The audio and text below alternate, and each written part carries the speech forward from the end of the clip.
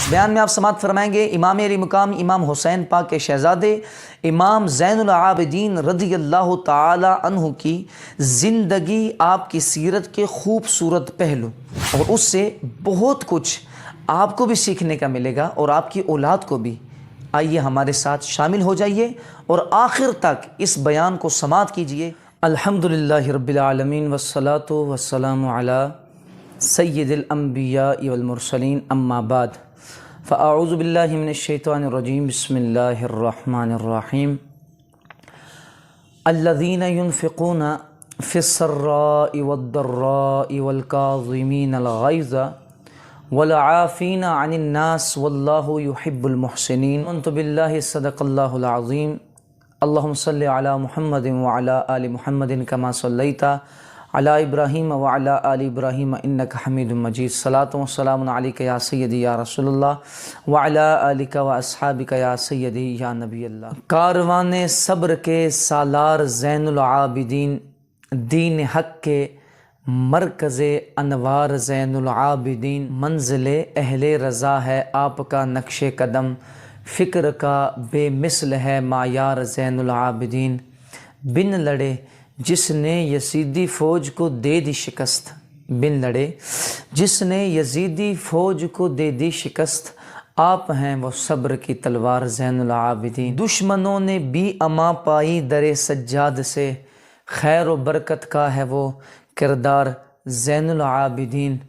آپ کی نسبت سے ہیں روشن روحانی نسبتیں، اولیاء کے پیشوا سردار زین العابدین۔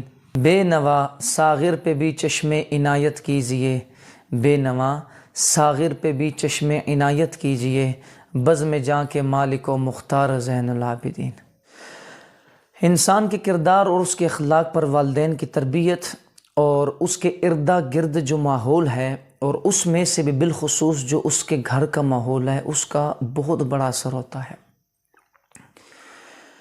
ماحول اچھا ہو، والدین کی تربیت اچھی ہو تو بچہ بغیر سیکھے بھی عموماً اچھے کردار کا حامل بن جاتا ہے، اور اگر ماحول برا ہو، والدین کی تربیت بھی نہ ہو، سرپرستوں کی تربیت بھی بری ہو، بڑے سے بڑے استاد کے لیے بھی بچے کا سنوارنا قدرے مشکل ہو جاتا ہے۔ ہمارے دور کے اکثر بچوں کی صورتحال انتہائی پریشان کن ہے۔ ان کی زبانوں پر بے حیائی کی باتوں اور ان کے مغربی تہذیب کی عکاسی کرنے والے کاموں سے اندازہ ہوتا ہے اگر ہم نے تربیت کا انداز نہ بدلا تو مستقبل میں معاشرے کے اخلاق بہت زیادہ بگڑنے کا اندیشہ ہے۔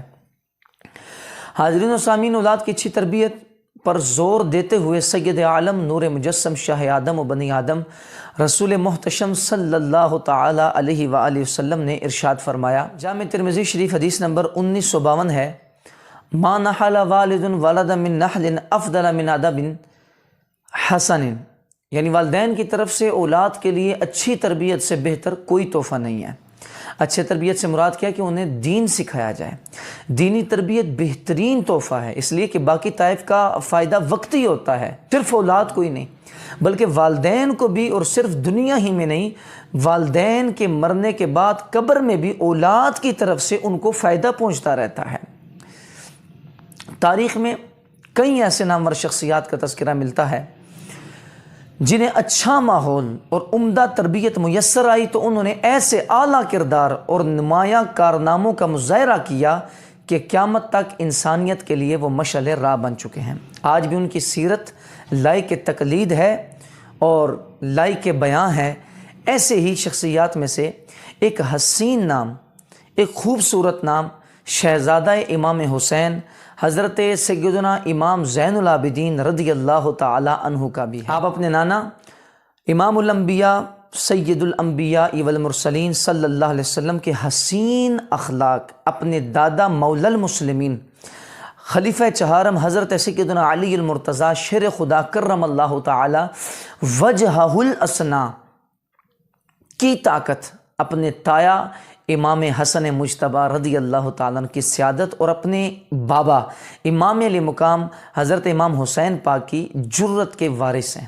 ان کے ساتھ ساتھ انہیں ایسا حسین ماحول، ایسی اعلیٰ تربیت میسر آئی کہ گھر میں ہر وقت جان رحمت صلی اللہ تعالی علیہ وسلم کی پیاری باتوں کا ذکر ہوا کرتا تھا۔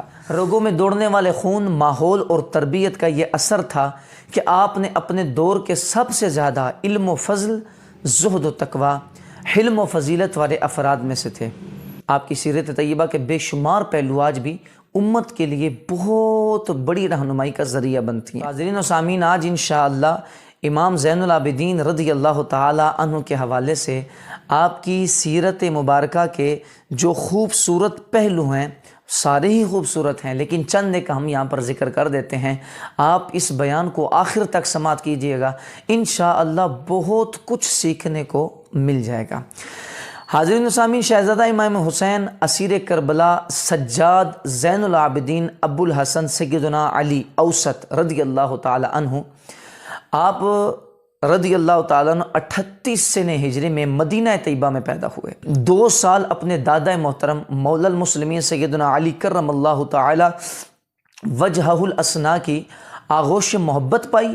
رمضان المبارک 40 سنہ ہجری میں مولا المسلمین کی شہادت ہوئی، جس کے بعد تقریباً 9 سال آپ نے اپنے تایا جان سیدنا امام حسن مجتبیٰ رضی اللہ تعالی عنہ کی نگرانی میں رہے۔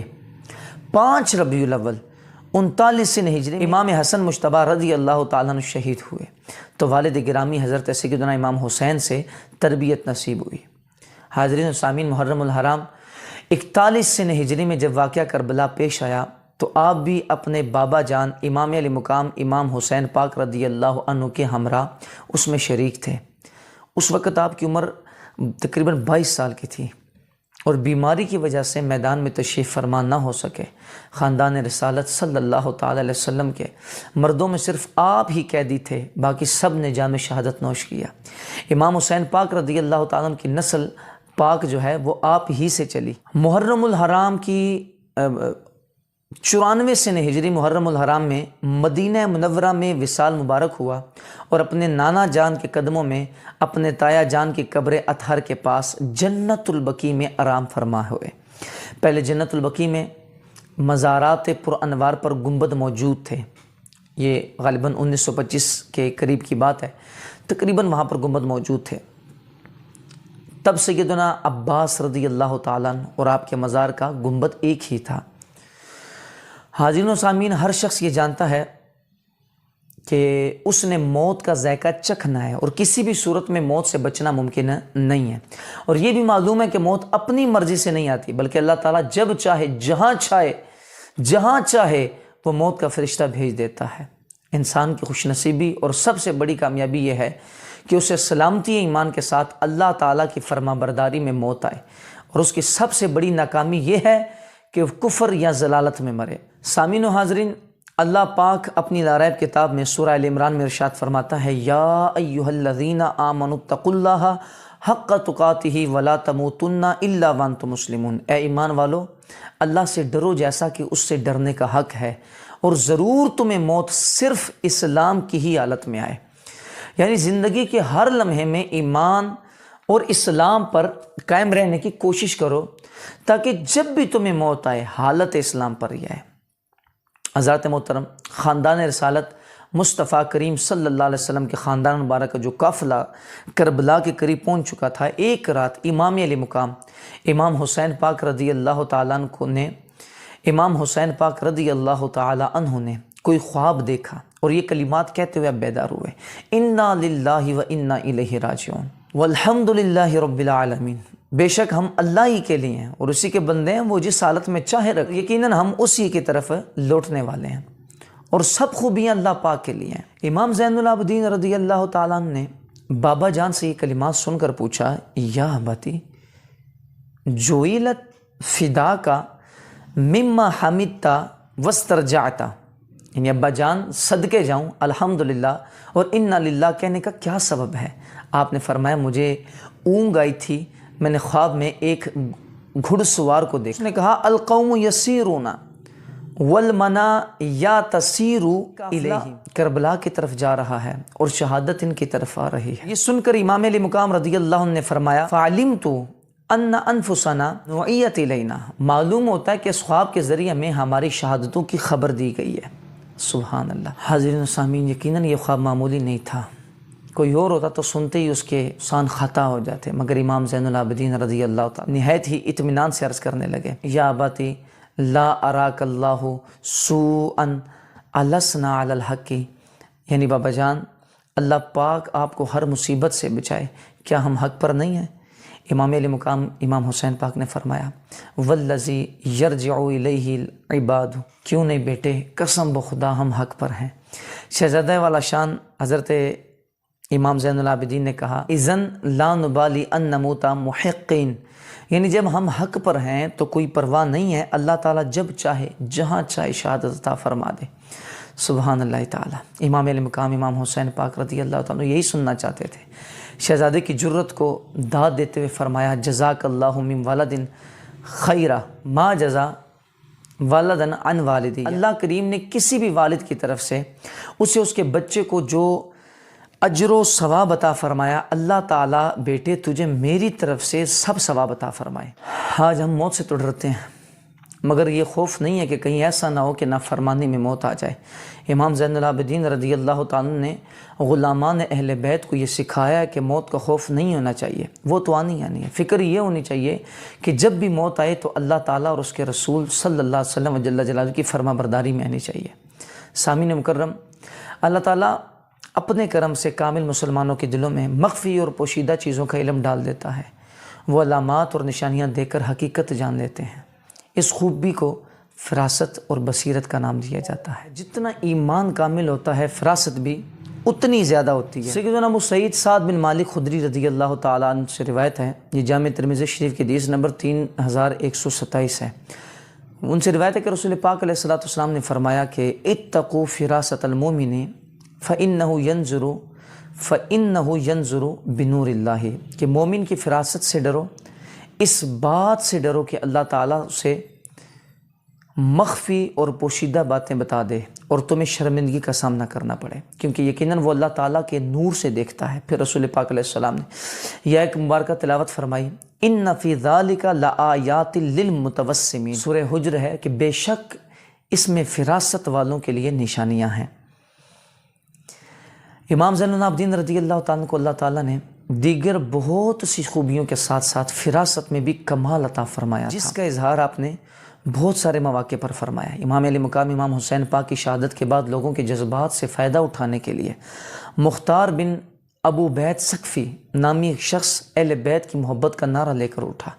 امام علی مقام کو شہید کرنے والوں سے انتقام لینے کے لیے لوگوں کو اکسانے لگا، بہت لوگ اس کے ساتھ مل گئے۔ اس نے کوفے کے گورنر ہاؤس پر قبضہ کر کے وہاں اپنی حکومت قائم کر لی۔ مزید لوگوں کے ہمدردیاں حاصل کرنے کے لیے اس نے امام زین العابدین رضی اللہ تعالیٰ کو پیغام بھیجا کہ آپ ہماری سرپرستی فرمائیں، اور ساتھ ہی بطور نذرانہ بھاری رقم بھی بھیجی۔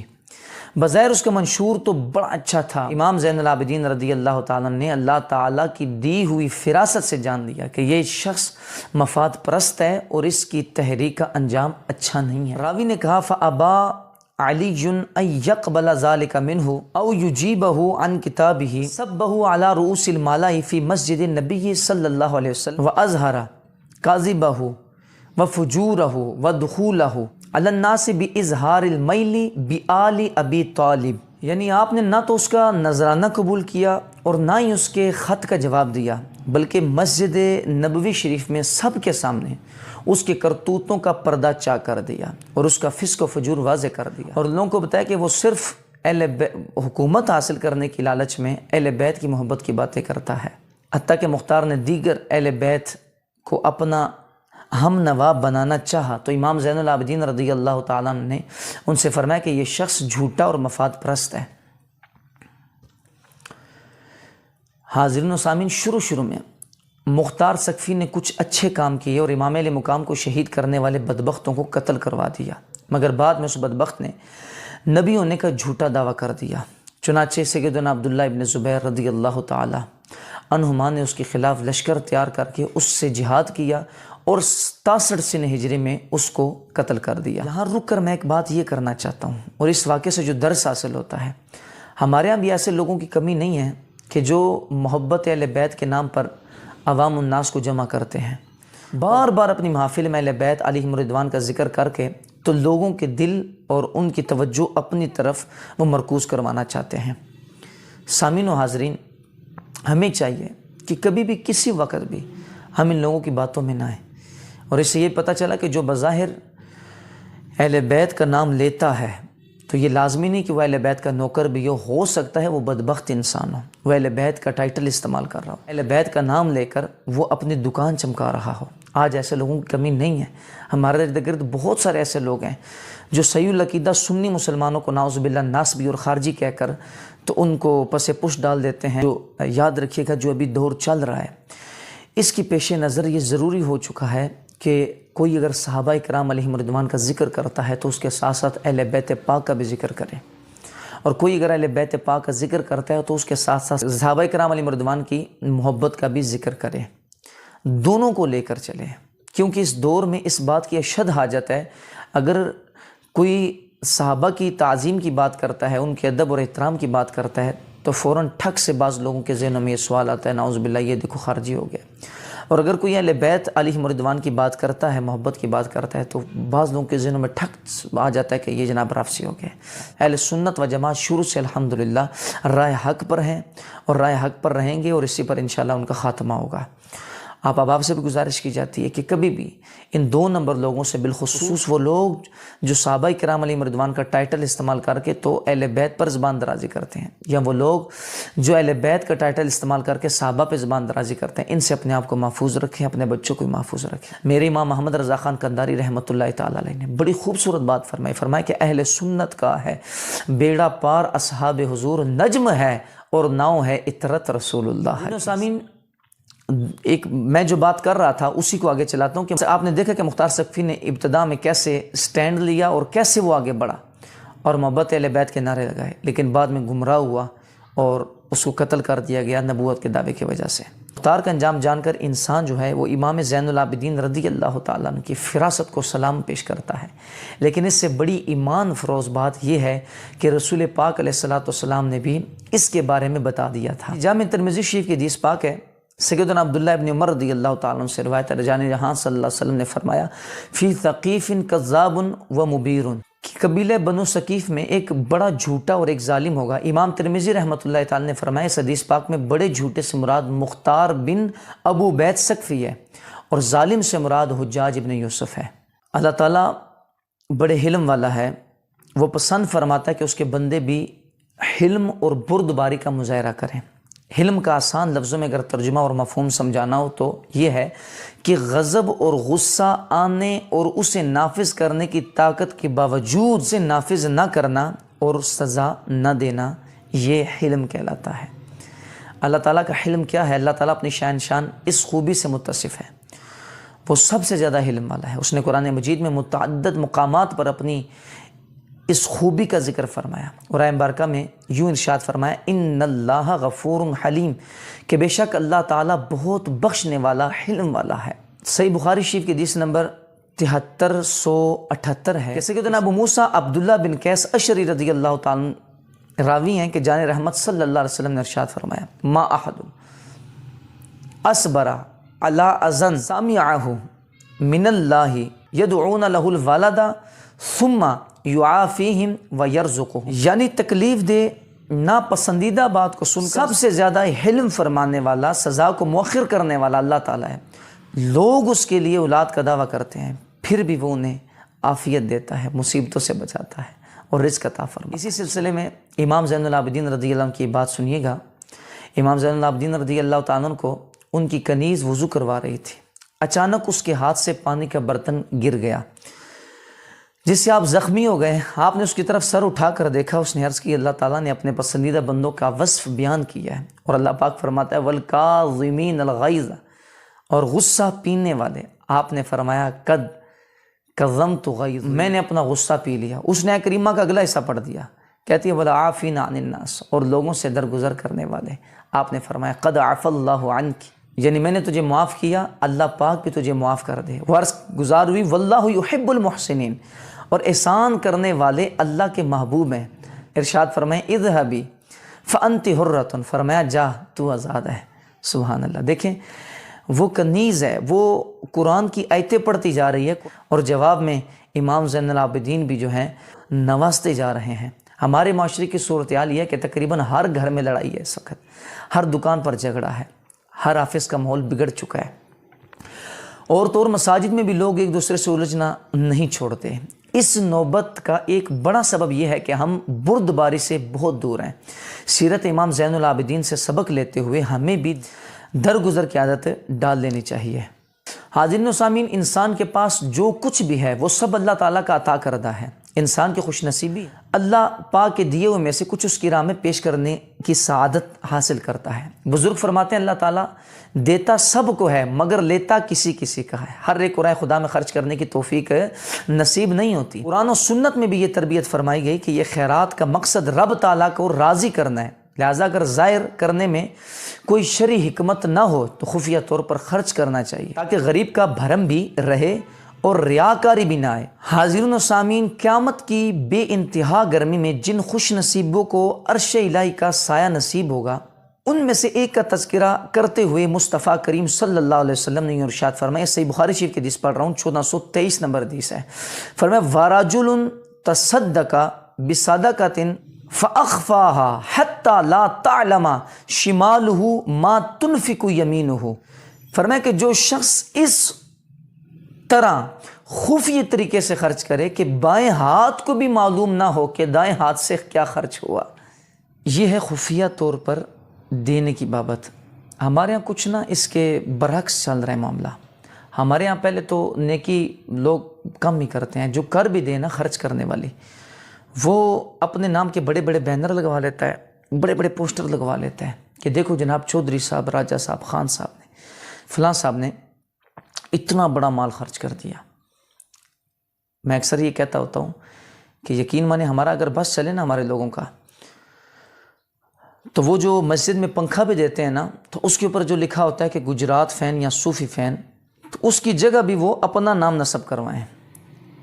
اگر ان کا بس چلے، جو مسجد اور مدرسے میں دیا ہوا جو گلاس ہے نا، یہ اس کے اوپر بھی اپنا بہت بڑا نام لکھوا کر پیش کریں کہ دیکھو یہ فلاں صاحب کی طرف سے۔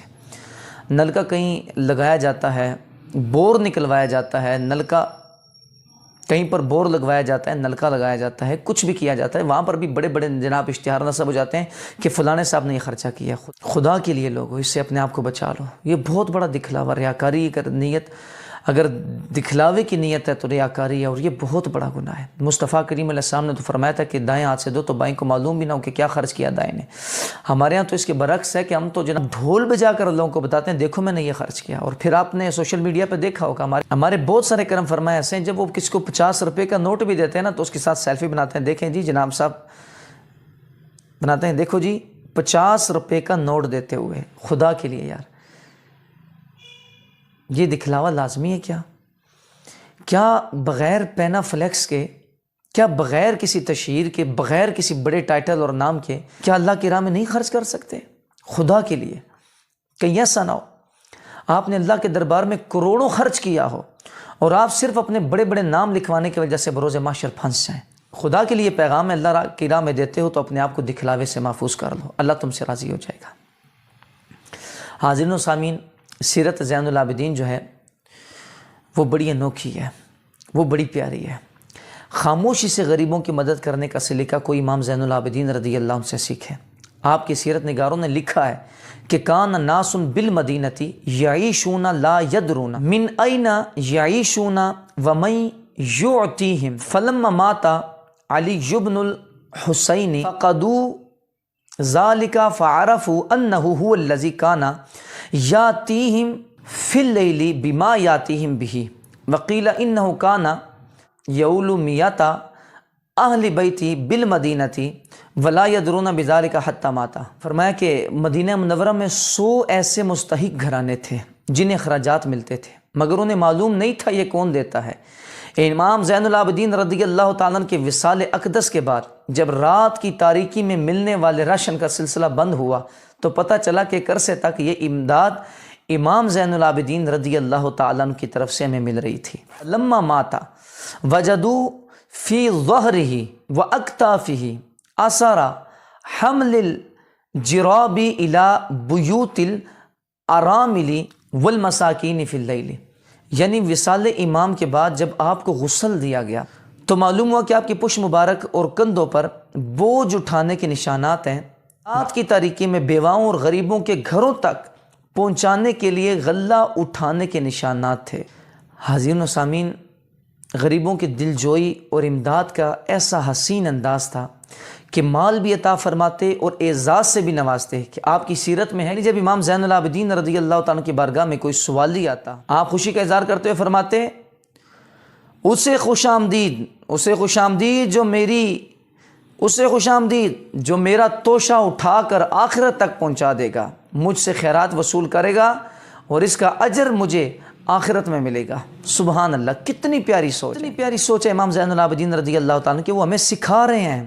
ہمارے دور میں جہاں اچھے کاموں میں خرچ کرنے کے حوالے سے بخل اور کنجوسی سے کام لیا جاتا ہے، وہیں پر ایک المیہ یہ بھی ہے کہ جو خرچ کرتے ہیں اس کا ڈنڈورا پیٹتے ہیں اور مستحق افراد کی عزت نفس کا خیال نہیں کرتے۔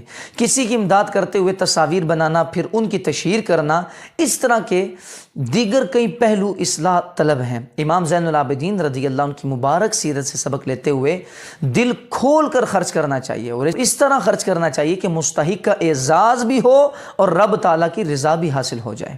حاضرین، امام زین العابدین رضی اللہ تعالیٰ کا یہ جذبہ تو دیکھیں، آپ کا یہ کردار تو دیکھیں کہ امام زین العابدین رضی اللہ تعالیٰ کس انداز میں آپ فرما رہے ہیں جو لینے آتا آپ اس کو دے بھی رہے ہیں اور شرمندہ نہیں۔ فرماتے اسے خوش آمدید جو میرا توشہ اٹھا کر آخرت تک پہنچائے گا، یعنی مجھ سے خیرات وصول کرے گا اور اس کا اجر مجھے آخرت میں ملے گا۔ کتنی پیاری سوچ ہے۔ تو آج بھی جو اپنا فنڈ ڈونیٹ کرتے ہیں، جو صدقہ خرچ کرتے ہیں، جو اللہ کی راہ میں دیتے ہیں، انہیں چاہیے کہ جس کو دیتے ہیں ساتھ اس کا شکریہ بھی ادا کریں، بالخصوص اگر وہ بندہ اللہ کے دین کے لینے والا ہے، اگر وہ اللہ تعالیٰ کے دین کو مزید آگے بڑھانے کے لیے وہ یہ کام کر رہا ہے، اگر وہ گھر کو بنانے کے لیے، اللہ کے دین کے مرکز کو آباد کرنے کے لیے اگر وہ یہ کام کر رہا ہے تو اس کا شکریہ بھی ادا کرنا چاہیے کہ شکریہ وہ لینے والے، تو مجھ سے لے کر اللہ کی راہ میں خرچ کرے گا، مرکز بنے گا، مجھ کو قیامت تک کا ثواب ملے گا، تیری بڑی مہربانی اس پر۔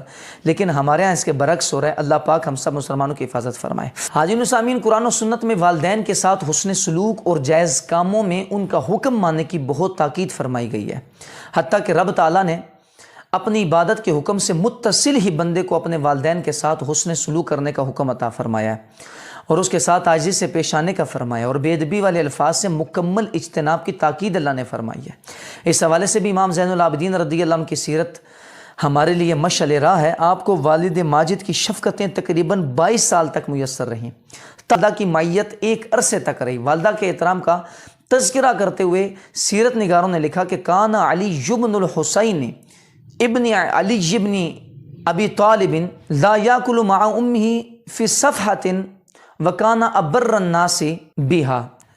امام زین العابدین اپنی والدہ کے ساتھ سب سے زیادہ حسن سلوک کرنے والوں میں سے تھے۔ اپنی والدہ کے ساتھ ایک برتن میں کھانا نہیں کھاتے تھے۔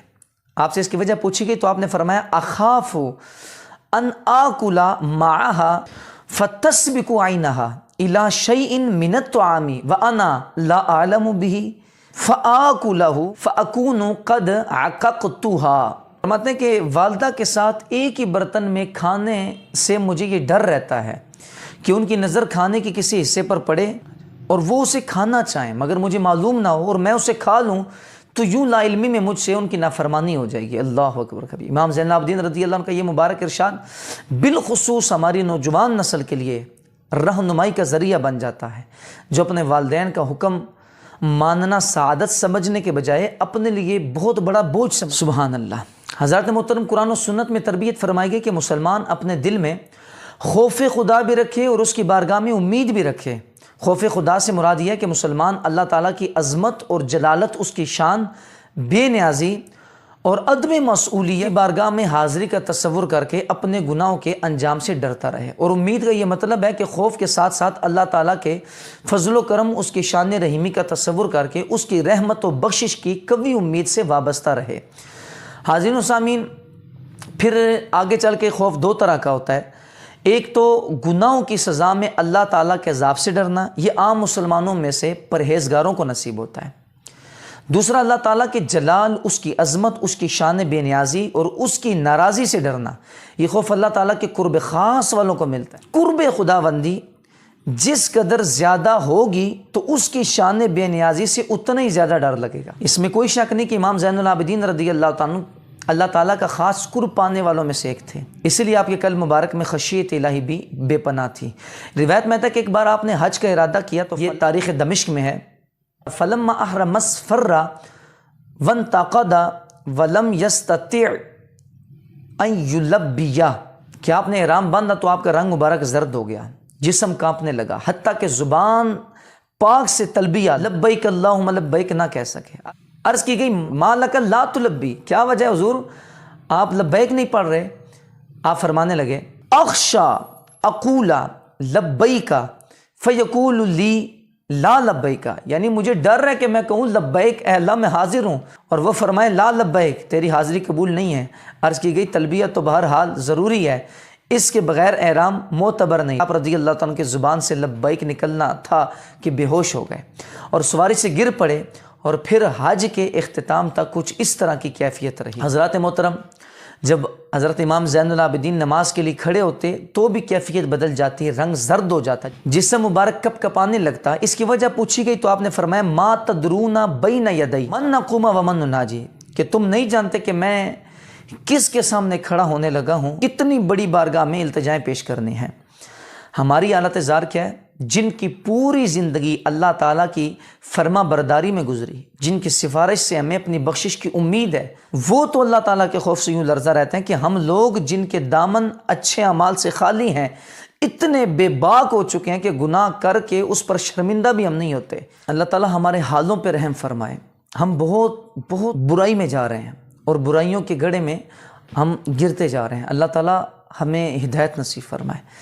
حاضرین و سامعین، امام زین العابدین رضی اللہ تعالیٰ عنہ کی سیرت مطہرہ سے سبق لیتے ہوئے اپنے اندر خوف خدا کا جذبہ بیدار کرنا چاہیے۔ یہ خوبی نصیب ہو جائے گی تو تمام تر اعمال سنور جاتے ہیں۔ یقینی سی بات ہے، خوف خدا جس کے اندر آ جائے گا وہ اس کا ہر کام ٹھیک ہو جائے کہ وہ ہر کام کرنے سے پہلے یہ سوچے گا یار کہ اس میں اللہ کی رضا ہے یا نہیں ہے، اللہ میری اس پہ پکڑ نہ فرما دے۔ اللہ پاک ہم سب کو ہدایت عطا فرمائے۔ حاضرین و سامعین، گفتگو کا آغاز اس بات سے ہوا تھا کہ انسان کے کردار، اس کے اخلاق پر والدین کی تربیت ہے اور اس کے ارد گرد کے ماحول کا، بالخصوص جو گھر کا ماحول ہے، اس کا بڑا اثر ہوتا ہے۔